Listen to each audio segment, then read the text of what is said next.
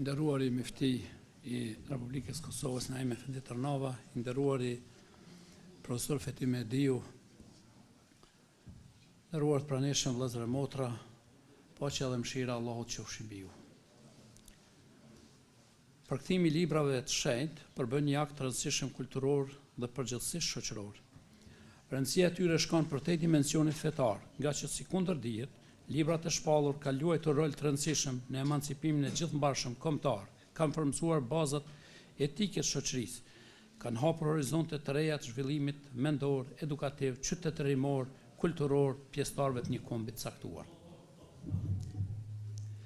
Përkthimi i librave të shenjtë është datë e rëndësishme në historinë e secilës gjuhë.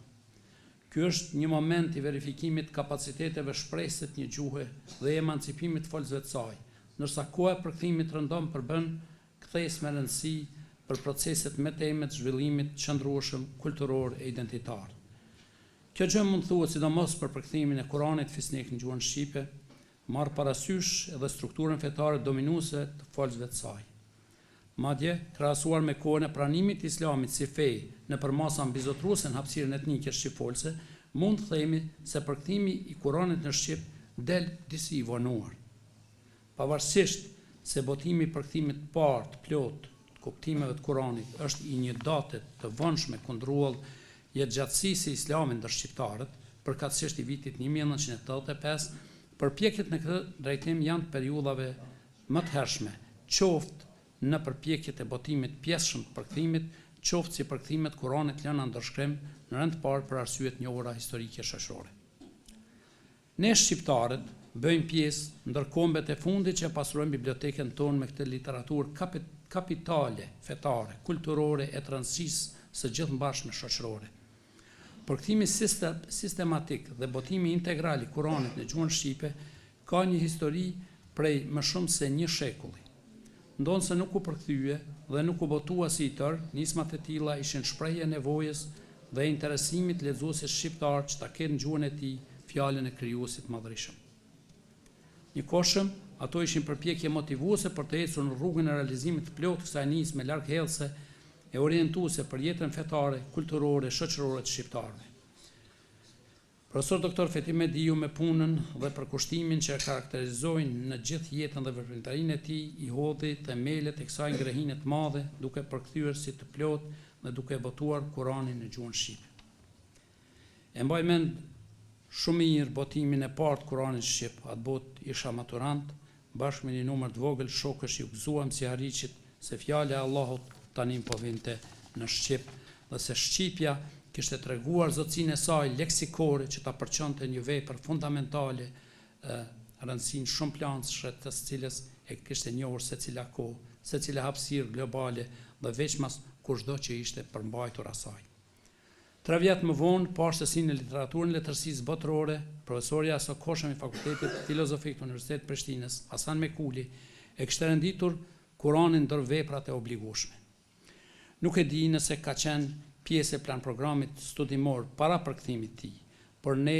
tani e kishim mundësinë që Kuranin në kuadër të përgatitjes së lëndës letërsi botërore ta lexonim në shqip. Pavarësisht se motivacioni i përfshirjes në literaturën universitare nuk ishte të bënte me aspekte etike e fetare, nga se ishte konceptuar si një vepër monumentale me specifika ligjërimore e me ndikim rrjedha globale, megjithatë Kurani po përfshihet në një plan program institucional mbase edhe për merit të vetë profesorit të lëndës, siç e dini ai ishte me një traditë familjare hoxhallarësh njohur të Treves Plavës. Ndonse me rastin e botimit të parë të Kuranit në shqip, nuk ju kushtua vëmendja merituar, kjo ngjarje me ndikim proceset kulturore shoqërore, megjithatë u shënuan periodikun e asokoshëm të vendit, madje edhe në atë jugosllav, si një zhvillim i rëndësishëm për gjuhën shqipe dhe për besimtarët shqiptar të përkatësisë fetare islame. Në një sintezë bibliografike të shkrimeve me rastin e botimit të Kuranit në gjuhën shqipe dhe shkrimeve të përvjetorëve prezantuar në punimin e Sadik Mehmetit me titull Jehona e përkthimit parë komplet të Kuranit në shtypin shqiptar, janë veçuar shkrimet informative të periodikut islam dhe të periodikut tjetër të asakoshëm, por edhe shkrimet e autorëve të njohur si Idris Demirović, Darko Tanasković, Muhamet Mufaku, Angel Sejdaj, Emin Behrami, Sabaj Qinca, Mehmet Halimi e tjerë. Po kështu duhet thënë se edhe ribotimet pasuese janë shoqëruar me shkrime qofshin të karakterit informativ, qofshin të karakterit vlerësues, sikundër janë ato të Ramadan Shkodrës, Sadik Mehmetit, Veli Veliut, Habib Zogajt e tjerë. Merita e Fethi Mediut, si përkthyes, profesionist i fushës dhe intelektual me formim të gjerë, lidhen kryet herës me këtë ngjarje historike të gjuhës, kulturës dhe të zhvillimit shoqëror të shqiptarëve, pa lënë anash arritjet e tij të tjera. Natyrisht, me këtë rast, nuk dua të mohoj as punën e pasrendësve të tij në fushën e traduktologjisë islame, të cilët gjithashtu kanë ofruar variantet e tyre përkthimore të Kuranit në gjuhën shqipe. Sot kemi një numër impozant përkthimesh, kuptohet, ka edhe debate që në fundit janë shprehje ekzistimit kapaciteteve domosdoshme e të shëndetshme për diskutimin për kritike e me qëllim që të përqohet në mënyrë sa më të plotë e më të saktë shpallja hyjnore në gjuhën shqipe. Tani që po shënojmë 40 vjetorin e botimit të parë të Kuranit integral në gjuhën shqipe, themi se autori i kësaj pune madhore ka pasur fatin që t'i shoh dhe t'i prek rezultatet e punës tij. Ky përvjetor është një moment mirënjohje edhe për të gjithë përkthyesit e tjerë të Kuranit në gjuhën shqipe, e që nuk janë të pakët. Megjithatë, do të përmend me këtë rast Sherif Efendi Ahmetin, Midarizin Hasan Nahin, Pajlen Anash dhe përkthyesit të cilët për shkak të rrethonave specifike nuk ja dolen të kurorëzonin me botim përkthimin e punës tyre, e këtu kam parasysh Salih Ferhat Hoxhën, dorëshkrimi i cilit u botua vite më parë, dhe veç mas Muharrem Blakçorin, dorëshkrimi i cilit tani voni është besuar Bashkisë Islame të Kosovës. Përpjekja për t'ia ofruar lexuesit shqiptar tekstin e Kuranit në gjuhën shqipe, si format i mundshëm komunikimi, shënon arritje të rëndësishme dhe hap horizonte të reja, dhe shënon nivele më përfshirëse të komunitetit shqiptar musliman në sferën e ndërgjegjësimit. Kurani, qoftë edhe si përkthim, lexohet më shumë nga shqiptarët dhe fatmirësisht në gjuhën anëtare. Pra jo nëpërmjet një gjuhës, si kur ma heret në gjuhët ndërmjeme. Në planin e përgjithshëm kulturor shqiptar, përkthimi dhe botimi i Kuranit shënon një moment historik dhe një mundësi për nivele të reja të zhvillimit. Njohja për mbajtjes Kuranit tani është e mundshme për gjithë lexuesit e Shqipës, marrë parasysh faktin se arabishtën e njeh një numër i vogël e shqiptarëve të besimit islam. Publicistika islame, dijet e shkencave islame, publikimet e punimeve studimore e artikujve dhe shkrimet të ndryshme u shtuan ndjeshëm fill pas botimit të Kuranit në Shqip. Prandaj themi me bindje të plotë se ndikimi i përkthimit të Kuranit në gjuhën shqipe në këtë periudhë 40 vjeçare shkon për te misionit parësor fetar të transmetimit kuptimit fjalës së Allahut edhe në gjuhën shqipe, përveç formimit besimtarëve dhe njohjes së bazës doktrinare islame. Përkthimi i Kuranit ka qenë faktor zhvillimesh edhe në plane tjera, shoqërore, edukative, kulturore, identitare dhe të gjithanshme. Së pari, është evidente se botimi i Kuranit në Shqip është pasuar nga formimi i një numri të madh autorësh të shkrimeve islame në sferën e publicistikës, dijeve islame dhe të krijimtarisë letrare kulturore me përbërës islam. Logjikisht,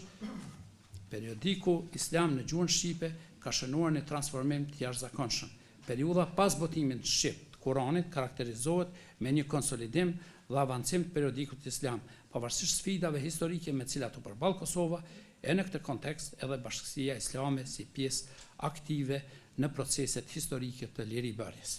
Si rrjedhoje përkthimit të Kuranit në Shqip, periodiku islam pasurohet me tema të reja, njëkohshëm shfaqen autorë të rinj me kontribute të tyre autoriale.